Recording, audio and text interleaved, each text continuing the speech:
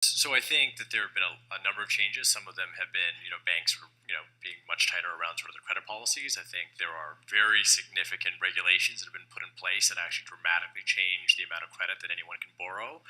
I also think that subprime as a class of people did not cause the Great Recession. I think a huge amount of misaligned incentives and mis-selling took place when you're giving mortgages to people that are larger than the value of an inflated priced home, where it's likely to, option arms effectively that were, very aggressive. I think that was more about the financial services sector's willingness to take vast amounts of risk because people had the wrong incentives.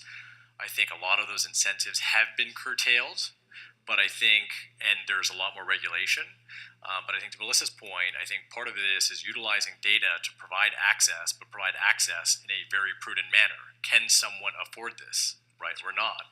And that really comes down to full and fair disclosure from your counterparty, from your bank, right? It's not the technology provider. It's your mortgage broker saying, finally, you can actually buy a home. But let's figure out how much you can afford. Isn't it awesome that you can actually do this now, whereas before you couldn't, even though you're the same person, because now your data is sort of coming into the system. But that doesn't change the fact that you need to make sure that even if they are coming into that sort of system where they have the access to credit, that it's the right amount of credit with the right structure at the right rate.